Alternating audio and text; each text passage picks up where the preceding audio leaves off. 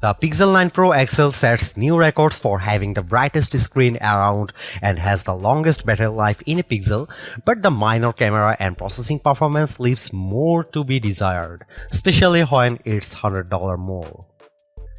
Something different happened last fall. For the first time in a long time, I made a Pixel phone as one of my daily drivers, and it's a decision I don't regret after putting the Pixel 8 Pro through countless photo shootouts and comparisons against all the best phones around. Now that its successor is finally here, I have high expectations for the Pixel 9 Pro XL. That's because the Pixel 8 Pro stuck around for almost a year, even when newer Android phones like the OnePlus 12 and Galaxy S24 Ultra tried to tempt me away from it.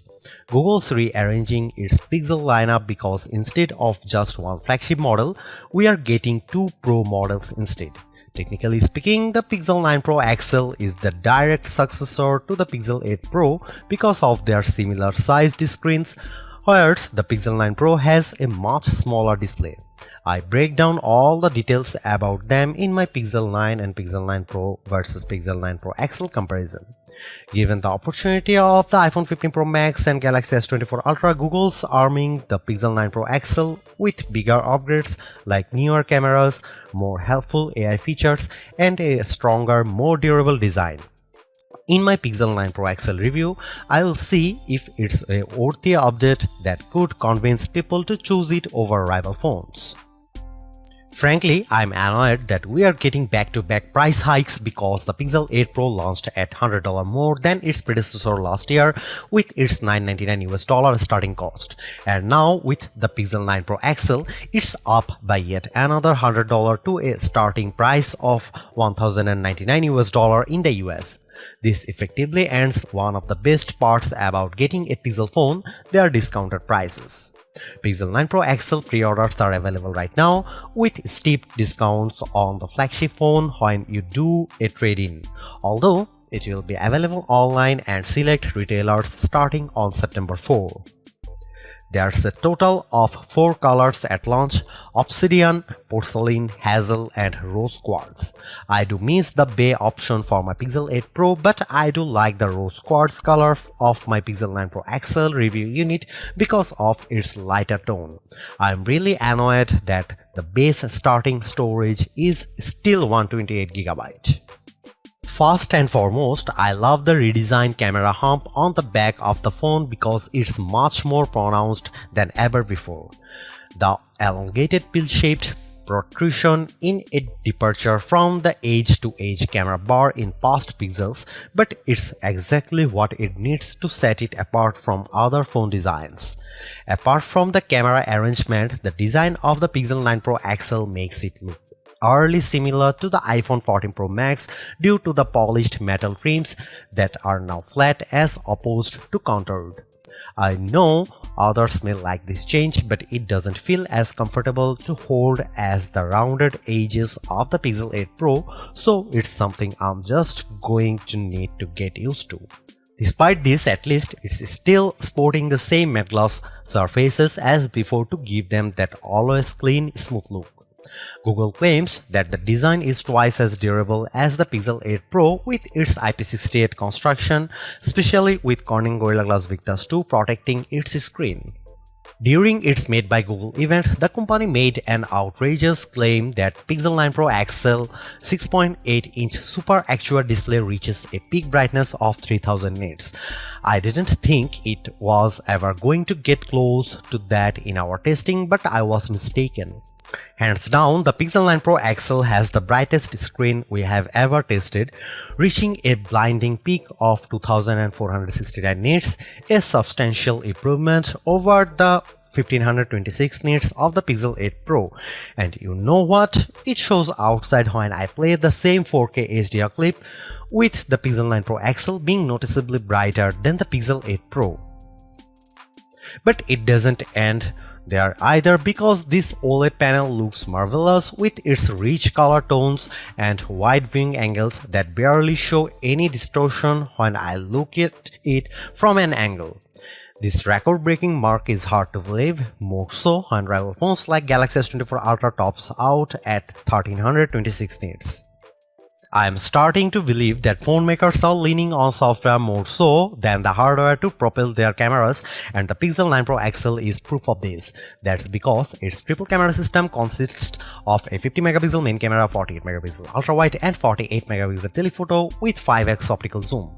Technically speaking, the main and telephoto cameras are identical to Pixel 8 Pro, however, the ultra wide benefits from a wider f1.7 aperture, which makes it more suitable for low light. While the rear cameras are similar for the most part, it's the selfie camera that gets the biggest upgrade. A pixel crunching 42 megapixel autofocusing front camera with a wider 103-degree field of view. I won't spill the beans on how it performs just yet, but it's undoubtedly a big upgrade if you intend on using it a lot. Meanwhile, the camera interface is just as intuitive and robust as ever before. Since it's a Pro model, shutterbugs like myself appreciate the Pro controls that let me dial in a few of the camera settings manually. The only new changes include the Add Me feature, which leans on AR guidance to let the photographer be included in the shot along with how panoramic photos are taken. Here are some camera samples of Google Pixel 9 Pro XL.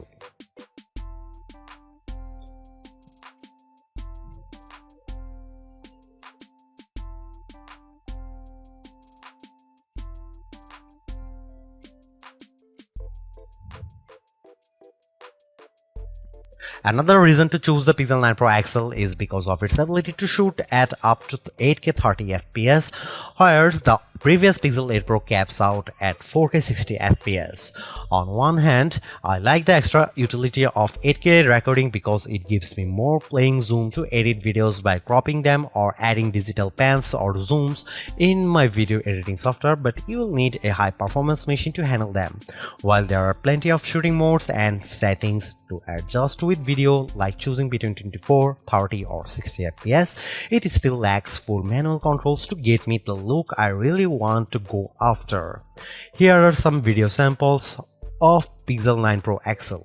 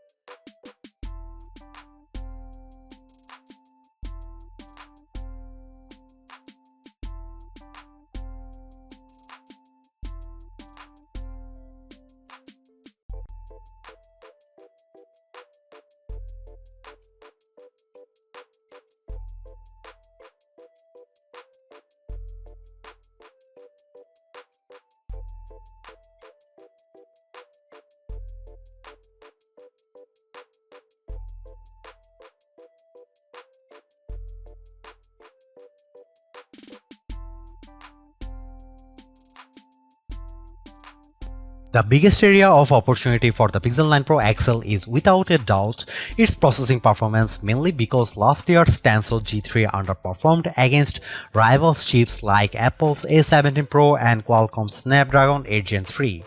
With the Tensor G4 calling the shots, it's an improvement over the Pixel 8 Pro with Geekbench single and multi-core scores averaging at 100, 929 and 4747 respectively.